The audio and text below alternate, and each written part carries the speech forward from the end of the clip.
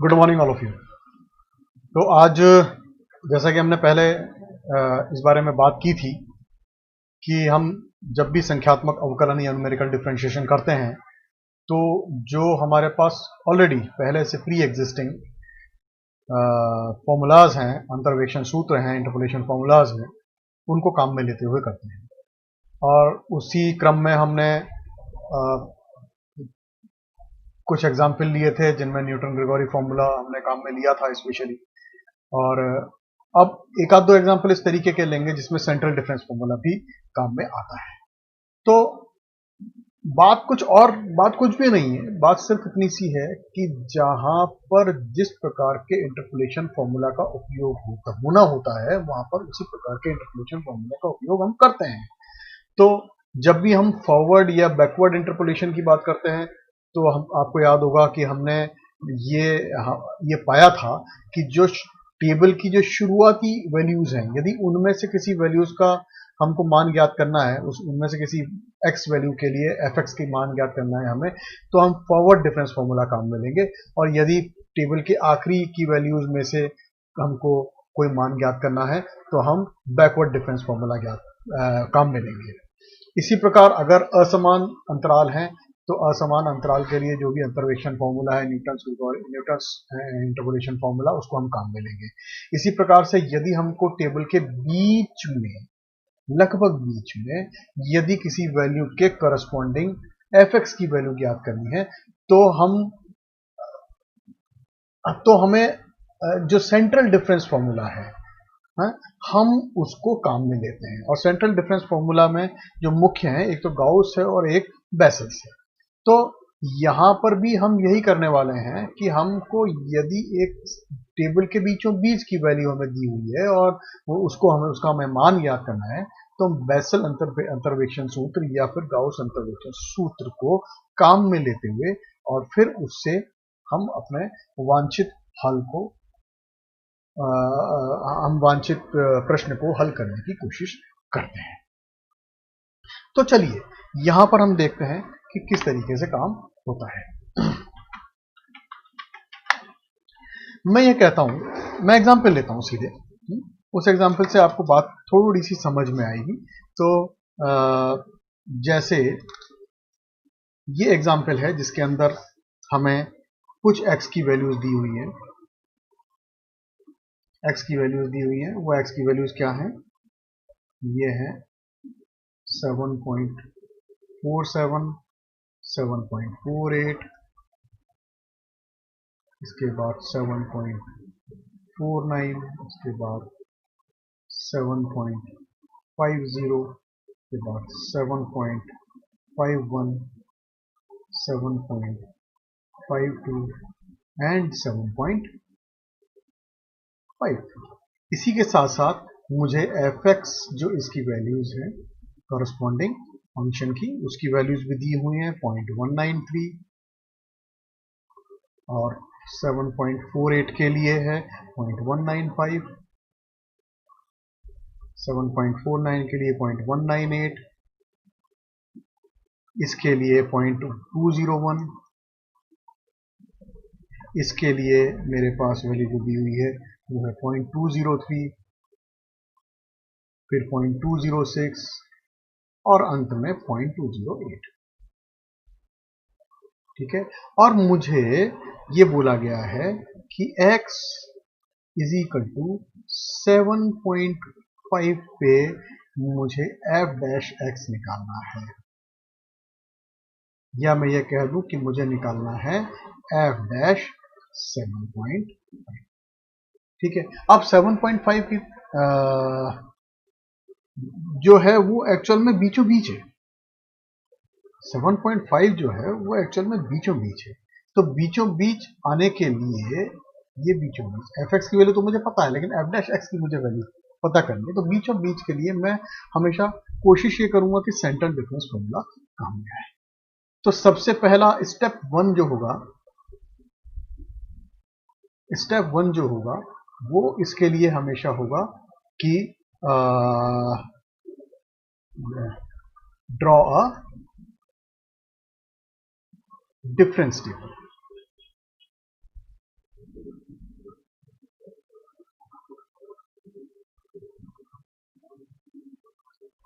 ठीक है, तो सबसे पहला काम ये होगा कि डिफरेंस टेबल आप बनाएंगे। मैं यहाँ पर नहीं बना रहा हूँ क्योंकि डिफरेंस टेबल बनाना सबको आता है, इसको बहुत ज़्यादा इलेबोरेट करने की जरूरत नहीं है। इसके बाद वो डिफरेंस टेबल बनने के बाद जो स्टेप 2 है, स्टेप 2 है वो जो भी सेंट्रल डिफरेंस फॉर्मूला हमको काम में लेना है, हम उसके बारे में बात करें। मान लीजिए मैं यहाँ पर बेसल्स इंटरपोलेशन फॉर्मूला काम में लेना चाहता हूँ। तो मैंने यहाँ पर बेसल्स इंटरपोलेशन फॉर्मूला लिखा जो कि है YU is equal to Y0 plus Y1/2 plus U minus 1/2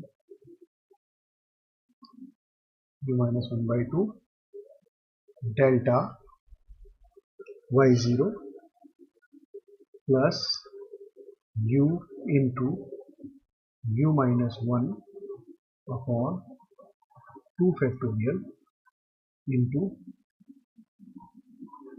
del square Y minus 1 plus del square Y0/2 plus U minus 1/2 into U into U minus 1/3 factorial del cube Y0 Y minus 1 plus and so on. ये हम उतनी term काम में लेंगे जितनी terms तक हमारे differences निकल पा रहे हैं।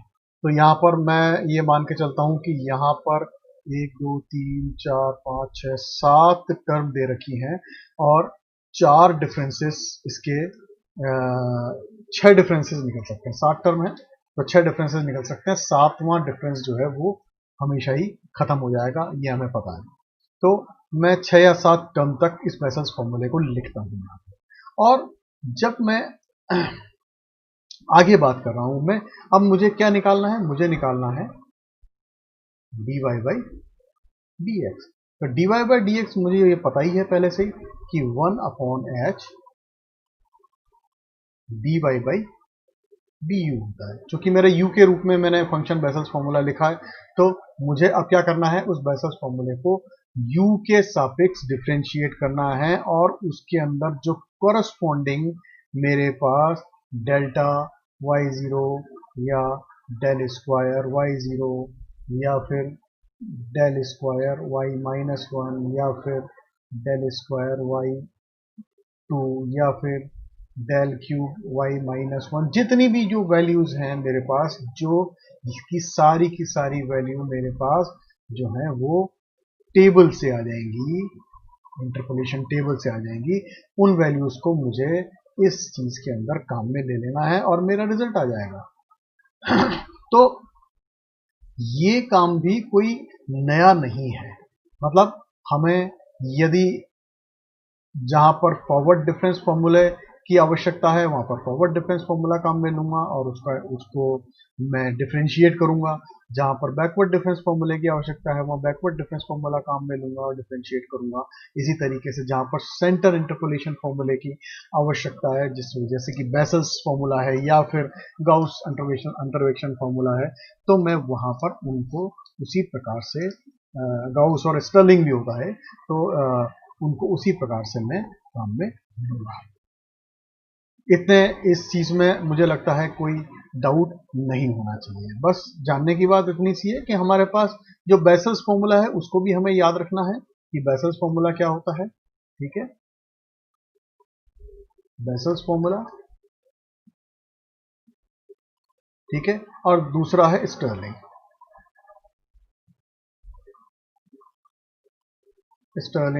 फॉर्मूला। ठीक है, तो इस वाली एग्जांपल में हमने बेसल्स फॉर्मूला देखा था। अब जो स्टर्लिंग फॉर्मूला है, यदि मैं स्टर्लिंग फॉर्मूला लिखना चाहता हूं तो स्टर्लिंग फॉर्मूला होता है, मैं सिर्फ ये बता देना चाहता हूं कि स्टर्लिंग फॉर्मूला होता कैसा है। बाकी इसके प्रूफ की और आवश्यकता नहीं है, आपको सिर्फ इसके उपयोग की आवश्यकता है।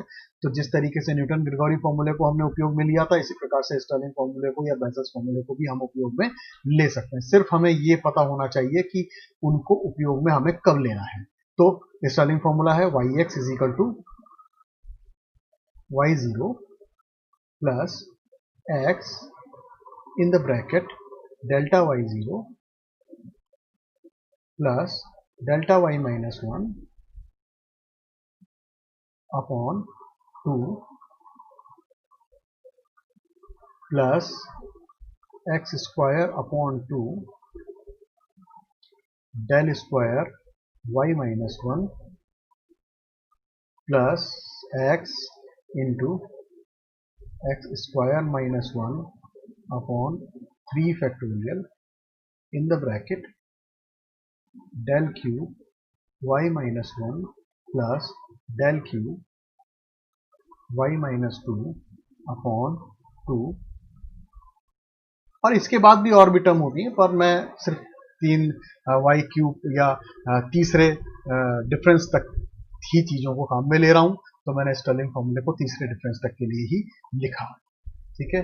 और इसमें भी यदि मुझे डिफरेंशिएट करना है तो मैं उसी तरीके से dy by dx निकाल लूंगा जिस तरीके से भी मैंने पहले ये काम किए। तो कुछ भी इसमें ऐसी कोई चीज नहीं है जिसकी वजह से अपने को कोई तकलीफ आने की बात। सिंपल मैथमेटिक्स है, आप इसको बड़े आराम से अप्लाई कर सकते हैं।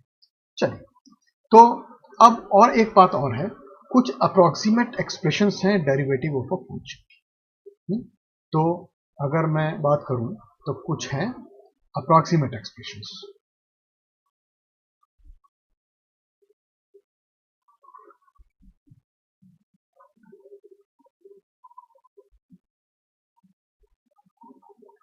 Approximate expressions. अब अप्रोक्सीमेट एक्सप्रेशंस एक्चुअल में हैं क्या और किस तरीके से काम हुआ उनसे, चलिए देखते हैं। तो सबसे पहला आता है सेंट्रल डिफरेंस डेरिवेटिव। तो पहला आता है central difference derivative. Central difference derivative क्या होता है, चलिए इसकी डेफिनेशन देखते हैं। ये है y एन डैश, यदि मैं निकालता हूं तो ये होगा 1 अपॉन 2h ब्रैकेट के अंदर y n plus 1 minus y n minus 1। इन वैल्यूज का मतलब आप आराम समझते हैं, आई होप समझते हैं। फिर भी मैं इसका प्रूफ या ये किस तरीके से आया इसकी अपन बात यदि करना चाहें तो हम कर सकते हैं। हमें मालूम है कि जो डेल्टा वाई एन है, प्रिलिमिनरीज में हमने ये चीज पढ़ी थी, ये क्या होता है y n plus 1 by 2 minus y n minus 1 by 2। Central difference है ये, ठीक है ना। अब ये इसी प्रकार से मैं म्यू निकालना चाहूं तो म्यू वाई एन, ये क्या है, ये एवरेज है, it is 1 by 2 y n plus 1 by 2 plus y n minus 1 by 2। Is that okay.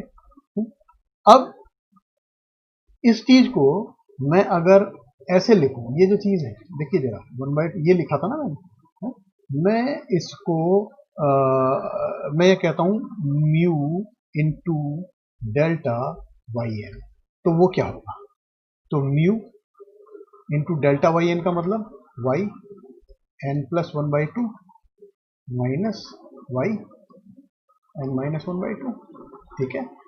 अब मैंने म्यू भी काम में ले लिया, तो वो क्या हो जाएगा 1 बाई 2, पहले वाले पे काम में लेंगे और दूसरे दोनों पे हम इसको ले रहे हैं, ठीक है। इसको यदि अप्लाई करते हैं तो हमारे पास क्या आता है 1 by 2 y n plus 1 minus y n minus 1, ठीक है। सिर्फ ये बचता है, बाकी दूसरी टर्म जो है वो खत्म हो जाएंगे। तो ये जो चीज है y n plus 1 y n minus 1, इसको हम कैसे लिख सकते हैं, सब चीज हमने प्रिलिमिनरी में देखा है, इसको हम लिख सकते हैं e to the power h D minus e to the power minus h D, ठीक है, क्योंकि y n plus one is equal to e to the power h D. हम इसको दोबारा आप पीछे थोड़ा सा जाके देखिएगा, आपको मैं को दोबारा से यहाँ पर पूरा एक्सप्लेन करना पड़ेगा, इट विल टेक टाइम। तो इसको जरूरत नहीं है, इसको आवश्यकता नहीं है कि इसको मैं पूरा एक्सप्लेन करूँ, तो आप एक बार पीछे जाके देखिएगा। अगर कोई कंफ्यूजन क्रिएट होता है तो इस चीज को मैं दोबारा से आपको बता दूंगा कि किस लेसन में मैंने इसको लिया था। तो जो प्रिलिमिनरीज जो है न्यूमेरिकल एनालिसिस की, उसके पहले 3 और ये मोस्ट प्रोबेबली थर्ड लेक्चर में मैंने इसको लिया था कि y n plus one is equal to e to the power h D किस तरीके से हम प्रूव करेंगे, ठीक है। Now e to the power h D minus e to the power minus h D upon 2, ये क्या होता है? It is hyperbolic sine, it is hyperbolic sine h D, ठीक है, ये होगा ऑफ वाई एन, ठीक है, ये चीज आ गई। अब ये हाइपरबोलिक साइन जो है, इस हाइपरबोलिक साइन को मैं चाहूं तो एक्सपेंड कर सकता हूं, तो मेरे पास फाइनली जो म्यू डेल्टा है वो क्या आया है? हाइपरबोलिक साइन एच डी, ठीक है। मैंने इसको एक्सपेंड किया, एक्सपेंड करके मैंने लिखा, तो मेरे पास आया H d plus H cube D cube upon 3 factorial plus and सो, इस तरह की चीज आएगी है? तो अगर मैं ये हायर पावर्स को अगर मैं नेग्लेक्ट कर दूं, इनको नेग्लेक्ट कर दूं, neglecting the higher powers, I will get it is equal to h D, ठीक है। और इसका मतलब मेरे पास क्या आ जाएगा? Mu delta is equal to h, ठीक है, क्लियर हो गई बात है? यानी कि मैं ये कहूं कि h D of y n जो है वो क्या हो जाएगा मेरे पास? म्यू डेल्टा वाई एन, और म्यू डेल्टा वाई एन क्या है मेरे पास? वो है 1/2 y n plus 1 minus y n minus 1, यही है? इसका मतलब मैं डी वाई एन निकालना चाहूं तो वो क्या हो जाएगा? 1/2h into y n plus 1 minus y n minus 1। कोई दिक्कत है इसमें? तो इसका मतलब मैं ये फर्स्ट डिफरेंशियल मेरा निकल गया। सिमिलरली अगर मैं सेकंड डिफरेंशियल निकालना चाहता हूं तो सेकंड डिफरेंशियल किस तरीके से निकलेगा? सेकंड डिफरेंशियल के लिए जो फॉर्मूला है वो होगा y double dash n is equal to 1 upon h square y n plus 1 minus 2 y n plus y n minus, इसकी बात करिए, ठीक है। तो उसका काम करने का तरीका भी क्या है? हम सबसे पहले डेल स्क्वायर वाई एन निकालेंगे, और डेल स्क्वायर वाई एन जो होगा वो delta into delta y n होगा, और इसको हम जब सॉल्व करेंगे तो डेल स्क्वायर वाई एन जो है फाइनली मेरे पास e to the power h d plus e to the power minus h D minus 2 y n आ जाएगा। आप देखिएगा, इसको आसान है करना, जब आप इसको रखेंगे ये जो चीज है तो आपका ये चीज आने वाली है डेल्टा और y n plus half minus y n minus half, ठीक है। इसको एक बार और डेल्टा से ऑपरेट करेंगे बार डेल्टा से अप और ऑपरेट करेंगे तो इधर n+1 उधर n-1, इधर n+1 इधर n-1, दोनों चीजें कट के फाइनली मेरे पास yn की दो टर्म बन जाएंगी और yn+1 की एक टर्म बन जाएगी, yn-1 की एक टर्म बन जाएगी। आप इसको ध्यान से देखेंगे तो बहुत ही आराम से ये चीज इसके रूप में कन्वर्ट होके आ जाएगी आपके पास। ठीक है, तो ऐसे में आपके पास डेल स्क्वायर की वैल्यू आ गई। और ये जो चीज है ये क्या है, ये एक्चुअली ये क्या है, इसको आप ध्यान से अगर देखें तो ये है आपका 2 हाइपरबोलिक कॉस HD, यही है, और -2 इन द ब्रैकेट और yn, 2 कॉमन आ जाएगा और हाइपरबोलिक कॉस HD -2 हो जाएगा। ठीक है, और फिर उसको पहले की तरह ही जैसे हमने इसको हमने खोला था सीरीज से, ऐसे ही हाइपरबोलिक कॉस HD को सीरीज में हम यदि लिखेंगे तो हमारे पास क्या आने वाला है, ये हाइपरबोलिक कॉस HD यदि मैं लिखता हूं तो क्या आता है मेरे पास, ये आता है 1 + 1/2 h² d² plus and so on, ये आने वाला है। ठीक है, और ये -1 इसका -1 हो जाएगा तो सिर्फ h² d² वाली वैल्यू आ जाएगी। तो फाइनली इसके आगे की हायर पावर्स को खत्म मान लूंगा मैं और सिर्फ इतनी पावर को ही मैं काम में लूंगा, तो मेरे पास जो डेल स्क्वायर yn है उसकी वैल्यू जो आने वाली है मेरे पास अल्टीमेटली वो आ जाएगी h² d² yn। इसका मतलब मेरे पास जो d² है वो d² आने वाला है 1/h² del²। ठीक है, तो ये जो काम है ये इसी तरीके से सेकंड अवकलज भी यहाँ पर हम आसानी के साथ निकाल सकते हैं।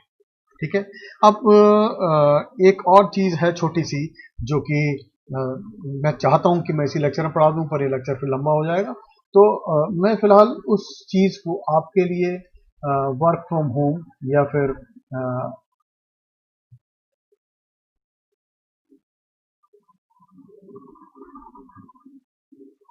ठीक है, या होमवर्क इसको कह दें, उसके लिए मैं छोड़ देता हूं। यह है सिंबॉलिक डेरिवेशन। अगर हम सिंबॉलिक डेरिवेशन करना चाहते हैं तो किस तरीके से चीजें होंगी, तो चलिए इसको मैं ये कहता हूं कि वर्क फ्रॉम होम भी नहीं, मैं इसको अपन इसको ले लेंगे नेक्स्ट लेक्चर में, हम ले लेंगे क्योंकि ये भी